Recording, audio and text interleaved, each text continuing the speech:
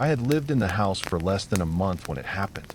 It wasn't far out in the country, but it was at the edge of town, close enough that I felt I had neighbors, but far enough that the street got quiet after dark. It was just after midnight when I heard the knock. At first, I thought I imagined it. The TV was still on, playing low, and I was half asleep on the couch. But then it came again, 3 sharp raps on the wood, clear and deliberate. My first thought was that someone was in trouble, but my second thought was that no one in trouble knocks like that. Slow, heavy, as if they knew I'd open the door no matter what. My chest tightened. I stood slowly, moving toward the front door, but I didn't turn the hallway light on. Something in my gut told me not to. I leaned close and looked through the peephole, holding my breath. The porch light was on, but there was nobody standing there. I waited, staring through that fisheye glass until my eyes blurred and nothing moved. No figures, no shadows, no sign of anyone walking away. I backed up and locked the deadbolt even tighter, telling myself it was just kids or a prank. I sat back on the couch, trying to finish the movie, but the feeling didn't leave. I couldn't focus on the screen. The knock came again, louder this time, but from the back of the house. I froze. The back door opened onto a small yard with a fence, and nobody ever came around that way. The air in the house felt heavy. I stood, every part of me wanting to stay put, but knowing I couldn't. I crept through the kitchen, careful not to step on the loose board that always creaked. I reached the back door, which had a small, square window at eye level. The outside light was off, so it was black beyond the glass. But as I leaned close, I felt it. Someone was standing there. I couldn't see them, but I knew they were only inches away, watching me through the glass. My body went rigid, and I backed away slowly. My phone was in the living room, and I thought about calling the police, but I hesitated. What would I even say? That someone knocked and disappeared? That someone was maybe at my back door? Before I could decide, the sound of the door handle turning filled the kitchen. Slow. Testing. I swallowed hard and grabbed the first thing I could, an old hammer I kept in a drawer. The handle rattled twice more, and then silence. I waited in the dark kitchen for what felt like hours, gripping that hammer so tight my knuckles hurt, but nothing happened. Finally, I forced myself to move, creeping back into the living room. I reached my phone, unlocked it, and pulled up the keypad, but before I could dial, there was a scrape along the side of the house. It was long, metallic, like someone dragging something sharp against the siding. I felt my knees weaken. Whoever it was hadn't gone. They were circling the house.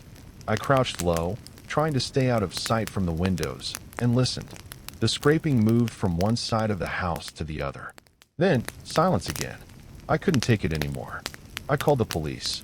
My voice shook as I explained, and the operator told me to stay on the line until officers arrived. Minutes stretched on forever as I sat there in the dark, clutching the hammer in one hand and the phone in the other. I kept expecting to hear glass break or the front door crash open. Finally, the red and blue lights washed over the front windows. Relief flooded me. 2 officers came to the door, and I let them in quickly. They searched the property, walking the perimeter with flashlights, but they didn't find anyone. What they did find, though, made my stomach twist. Along the siding of the house, right under my bedroom window, were long, deep gouges in the paint. Fresh. The officers told me it was probably some kids messing around, but their tone didn't match their words. They left after making a report, telling me to call again if anything happened. That night, I didn't sleep. I sat in the living room with every light on, listening for the smallest sound. Nothing else happened, but in the morning when I stepped outside, I found something in the yard. Right under the back window, half buried in the dirt, was a crowbar. It was one of those nights where the silence feels louder than noise. I had just gone upstairs, brushing my teeth before bed, when I heard the faintest sound, like a shoe brushing against gravel. I froze mid-step on the staircase and listened harder. Nothing. I shook it off, told myself it was probably the neighbor's dog, and went into my bedroom. The house was dark except for the hallway light. I left it on when I lived alone. It was a comfort thing. I settled into bed, checked my phone one last time, and put it down on the nightstand. That's when I heard it again. This time it was unmistakable, a soft crunch of footsteps outside, right beneath my window. I held my breath, waiting for another sound, and it came, a faint tap against the glass. My body locked up. My bedroom was on the second floor. No one should have been able to reach that window. Heart pounding, I slid out of bed and crept to the edge of the room, careful not to make the floorboards creak. I peeked through the curtains, moving them just enough to see. At first, I saw nothing but the faint glow of the streetlight across the road. Then, slowly, a head tilted into view. A man's face, pale and expressionless, stared straight back at me. His eyes didn't move, didn't blink, just bored into mine through the glass. My stomach dropped, and I stumbled backward. I didn't scream. I didn't move. I just backed into the corner of the room, trying to process what I was seeing. How was he up there? There was no ladder, no porch roof, nothing to stand on. My phone was still on the nightstand, but it felt like crossing the room would take years. I forced myself to move, grabbed it, and dialed 911 with shaking fingers.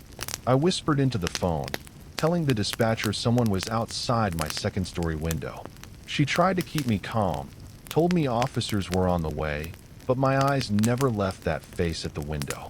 He wasn't moving, wasn't trying to get in, just watching. The dispatcher asked if I could describe him, but all I could say was that his face was wrong. Too pale, too still, like it didn't belong there. Minutes stretched forever. Finally, red and blue lights spilled onto the street below. The man's face slipped out of view as if it had never been there. The officers swept the yard with flashlights and searched the property thoroughly, but they didn't find anyone.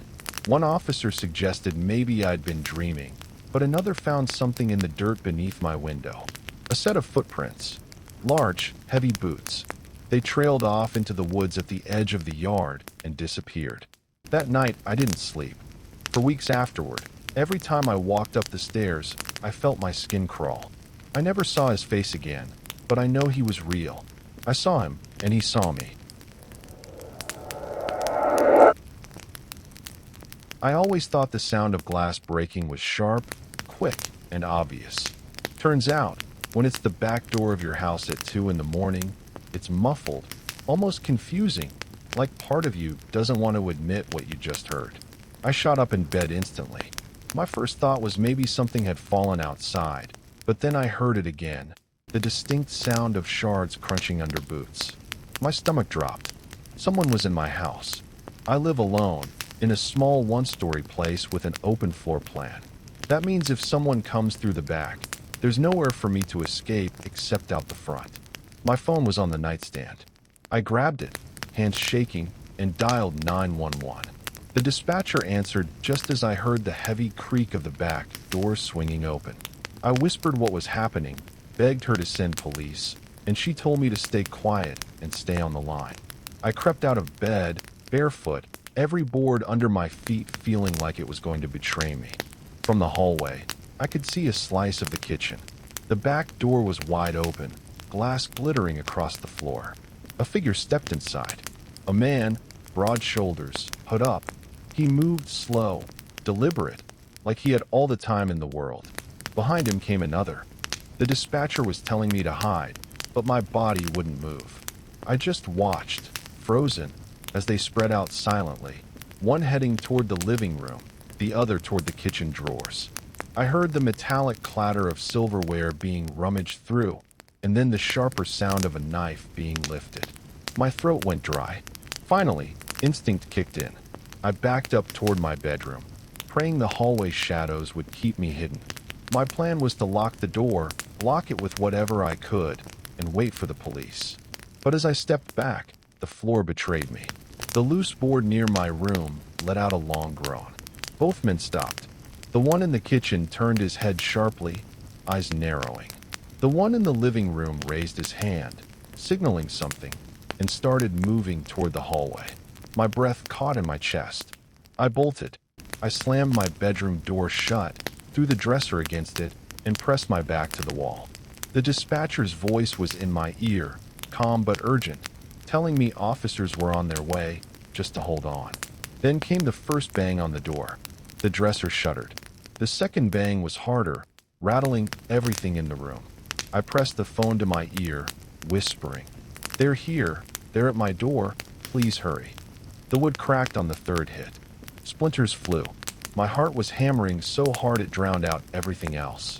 The banging stopped suddenly, replaced by the sound of one of them laughing low and steady on the other side of the door. Then, silence. I waited, barely breathing, every second stretching like an eternity. Then I heard it, the window sliding open. My bedroom window. I spun just as the glass rattled and a hand pushed it up from the outside. Panic took over. I grabbed the lamp from my nightstand and hurled it at the window. It shattered against the frame, knocking the intruder back with a curse. The dispatcher was shouting in my ear now, telling me to stay hidden, but I couldn't. I knew if they got through that window, I was done.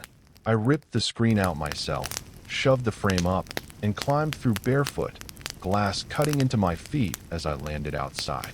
The night air hit me like ice. I sprinted across the yard, not looking back, not stopping, until I saw the headlights of a patrol car tearing down the street. The officers swarmed the house minutes later, weapons drawn. They cleared every room, but the men were gone. The kitchen was torn apart, drawers dumped, glass everywhere. My bedroom window hung open, the dresser shoved halfway into the room.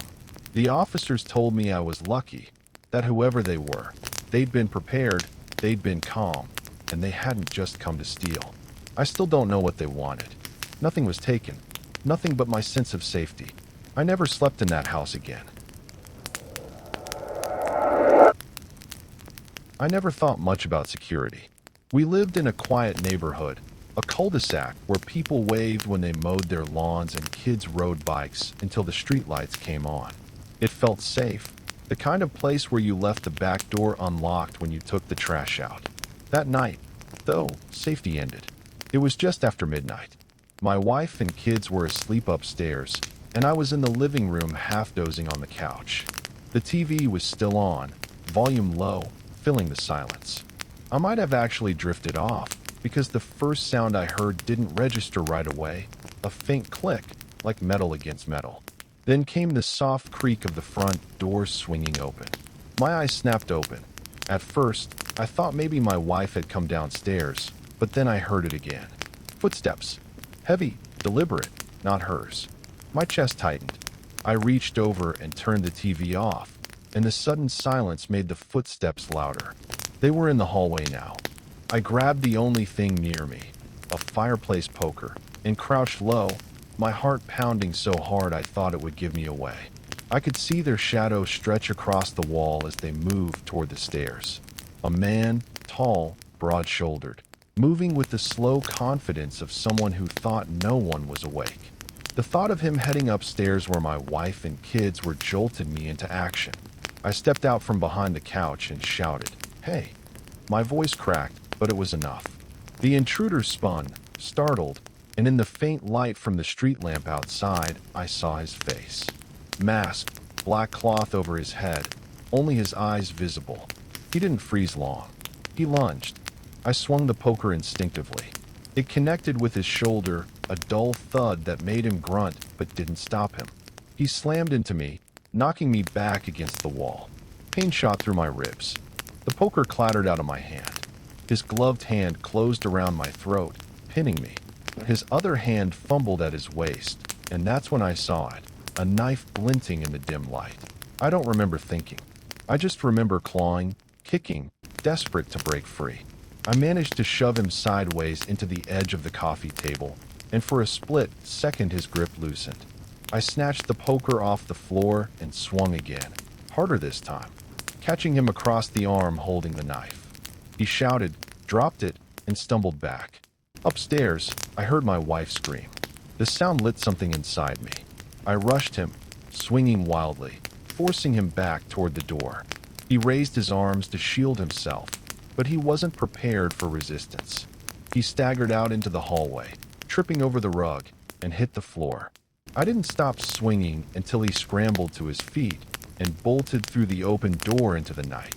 I slammed the door shut, locked it, then locked every other one in the house, hands shaking so badly I could barely turn the keys. My wife came down, clutching the kids, eyes wide with terror. I told her not to look at the blood on the rug, not to look at the knife still lying there. The police arrived within minutes. They searched the area, but the man was gone. They said he was probably part of a string of break-ins, testing houses, but this one had gone wrong when he realized people were home. They bagged the knife, took statements, and left us with the advice to get a security system, better locks, cameras, anything. We never slept the same way again. Every creak of the house, every gust of wind at a window, made us sit up and listen. I still see the shadow of his figure stretching across the wall, moving toward the stairs, toward my kids' rooms. And I know if I hadn't woken up when I did, if I hadn't fought back, the night could have ended very differently. I had been living in my apartment for just under a year when it started. It wasn't a bad place, second floor, quiet neighborhood. Nothing fancy, but enough space for me. Most nights were predictable. I'd come home, make dinner, watch some TV, then head to bed around midnight. But one night, as I was drifting off, I noticed the glow of light under my bedroom door. It didn't make sense. I had turned everything off before lying down. I sat up in bed, blinking at the thin strip of brightness leaking through the crack. It wasn't the warm yellow of a lamp or the blue glow of a screen. It was stark white, almost like a fluorescent bulb. I thought maybe he had left the kitchen light on, so I slid out of bed quietly and crept to the door. My hand hovered over the knob, but I stopped. Something felt wrong. The light wasn't steady. It was pulsing faintly like a heartbeat. I stood there for a long time, listening. I didn't hear movement, no voices, no sound at all. Finally, I opened the door. The hallway was empty. The lights were off. The glow had vanished. I told myself I had imagined it, that I was half asleep and my eyes had played tricks on me. I went back to bed, but my mind wouldn't settle. Every creak of the building made me flinch. Every shadow seemed too sharp. Eventually, I must have fallen asleep, because the next thing I remember was the light again. This time it woke me. I sat up, heart hammering, and there it was, the pale strip glowing beneath the door. I didn't move. I just stared at it, counting the faint pulses. It felt like hours before it faded away again. I didn't open the door that time. I just stayed in bed until the sun came up. Over the next week, it happened 3 more times. Always around the same hour, always the same stark glow bleeding under the door, always pulsing like it was alive. I started leaving my phone recording video overnight, but nothing showed. The hallway was always dark when I reviewed the footage. Still, I couldn't ignore what I was seeing with my own eyes. The 5th night was different. I woke not to the light, but to sound. Footsteps. Slow, deliberate, moving down the hallway outside my bedroom. I sat up instantly, my ears straining. The floorboards groaned under the weight, then stopped right outside my door. My mouth went dry. I stared at the faint glow beneath the door and saw it brighten, as though whoever, or whatever, was standing there carried the light with them. The footsteps didn't move. They just stopped at my door and waited. I couldn't bring myself to open it. I sat there, frozen, clutching my phone in my hand, ready to call someone, anyone. But after a while, the glow dimmed, and the footsteps moved back down the hallway until they faded into silence. I didn't sleep the rest of the night. The next morning, I asked my downstairs neighbor if he had noticed anything strange. He gave me a look and said the only thing he'd noticed was me pacing around at night. I told him I hadn't, but he shrugged it off. That night, I tried something different.